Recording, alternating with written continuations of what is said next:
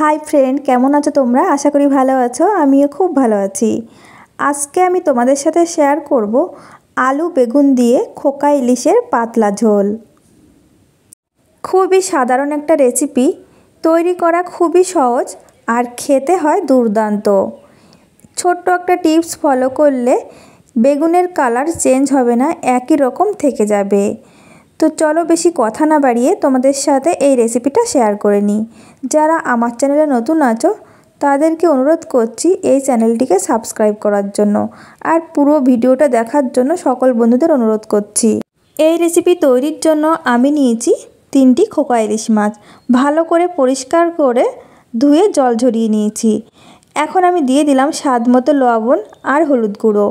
ভাজার পরেও সুন্দর একটা কালারের জন্য আমি দিয়ে দিচ্ছি কাশ্মীরি রেড চিলি পাউডার। পুরোপুরি অপশনাল, তোমরা চাইলে দিতে পারো, আবার না চাইলে নাও দিতে পারো, টেস্টের পরিবর্তন হবে না। এই মাছটা ভাজার পরেও এটা দিলে কালারটা সুন্দর আসবে, একটু লালচে কালার হবে, ভালো লাগবে দেখতে। এখন আমি ভালো করে মাছের গায়ে লাগিয়ে নেব, আর আমি এটা রেস্টে রেখে দেব 10 মিনিটের জন্য। তো 10 মিনিট পর আমি ফিরে আসছি। 10 মিনিট পর আমি চলে এসেছি সরাসরি চুলাতে। চুলায় একটা প্যান বসিয়ে তাতে পরিমাণ মতো তেল দিয়ে আমি ভালো করে গরম করে নিয়েছি। আমি আগে থেকে লবণ, হলুদ আর কাশ্মীরি রেড চিলি পাউডার লাগানো মাছ আমি এখন এই তেলের মধ্যে দিয়ে দেব। চুলার জালটা হাই ফ্লেমে রেখে আমি এই মাছটা কিছুক্ষণ হতে দেব। যেহেতু ইলিশ মাছ বেশিক্ষণ ভাজলে কিন্তু ভালো লাগবে না, তাই আমি হালকা করে ভেজে নেব। এক সাইড আমি কিছুক্ষণ ভেজে নিয়েছি, এখন আমি উল্টে দিচ্ছি। দেখো হালকা কালার এসছে, তো আমি অন্য সাইডও একই রকমভাবে ভেজে নেব।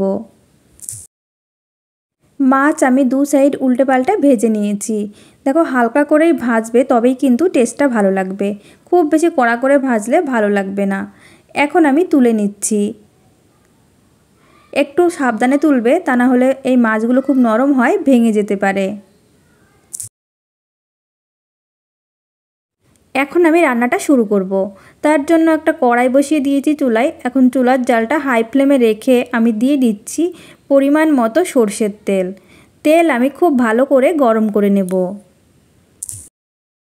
তেল ভালোভাবে গরম হয়ে গেছে। এখন আমি এর মধ্যে দিয়ে দিচ্ছি মাঝারি সাইজের একটা বেগুন, একটু মোটা আর লম্বা করে কেটে নিয়েছিলাম।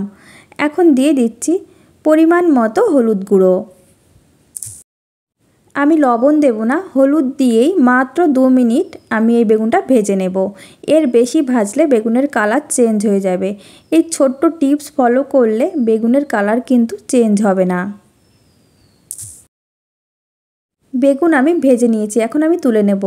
লবণ দিলে কি হতো, বেগুনটা নরম হয়ে যেত তাড়াতাড়ি, আর রান্না করার সময় কিন্তু ভেঙে যেত, খেতে ভালো লাগতো না।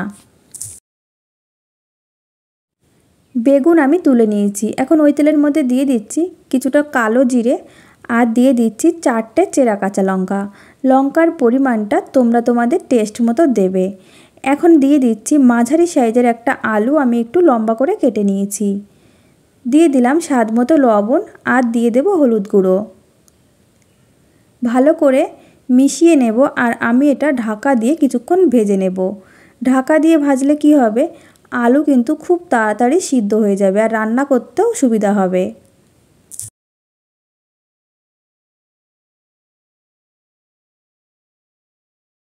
চুলার জালটা মিডিয়াম টু লো ফ্লেমের মাঝামাঝি রেখে আলু আমি খুব সুন্দরভাবে ভেজে নিয়েছি।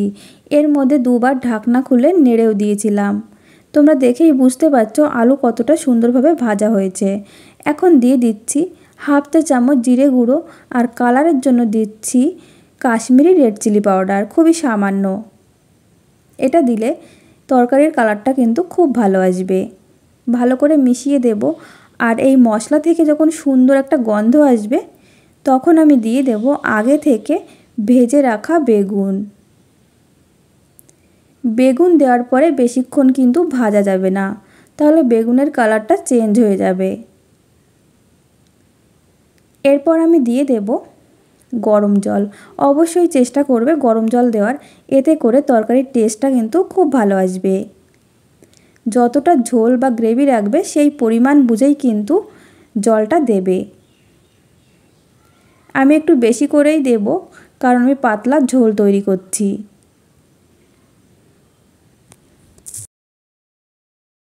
দিয়ে দিচ্ছি কিছুটা লবণ। আমি এর আগেও আলু ভাজার সময় লবণ দিয়েছিলাম, সেই পরিমাণ বুঝে আরও কিছুটা লবণ দিয়ে দিলাম। আর দিয়ে দিচ্ছি আগে থেকে ভেজে রাখা এই মাছ। মাছ দেওয়ার পরে কিন্তু বেশিক্ষণ নাড়াচাড়া করবে না, তাহলে মাছটা ভেঙে যাবে। আলু আমি ভালো করে ভেজে নিয়েছিলাম, তাই সিদ্ধ হতে বেশিক্ষণ টাইম লাগবে না। আর বেগুনও কিন্তু সিদ্ধ হতে বেশিক্ষণ টাইম লাগে না। এখন আমি চুলার জালটা মিডিয়াম ফ্লেমে রেখে ঢাকা দিয়ে কিছুক্ষণ হতে দেব, যাতে সব কিছু খুব ভালোভাবে সিদ্ধ হয়ে যায়।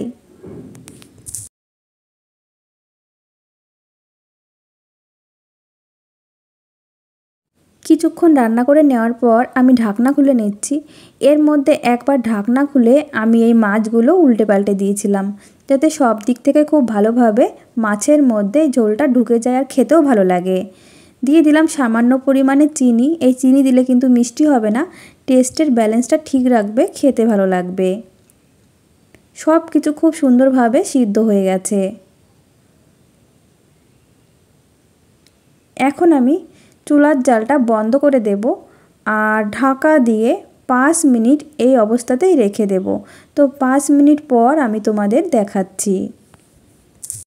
5 মিনিট পর আমি চুলা থেকে কড়াই নামিয়ে নিয়েছি।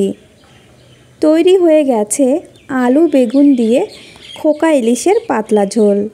তো বন্ধুরা, তোমাদের কাছে এই রেসিপিটা কেমন লেগেছে? সকল নতুন এবং পুরনো বন্ধুদের কাছে আমি একটাই অনুরোধ করব, একবার এইভাবে তৈরি করার। আশা করি তোমাদের খুবই ভালো লাগবে, আর টেস্টও হয় কিন্তু দুর্দান্ত। তো তোমাদের কাছে এটা ভালো লাগলে লাইক, কমেন্ট এবং শেয়ার করে দিও।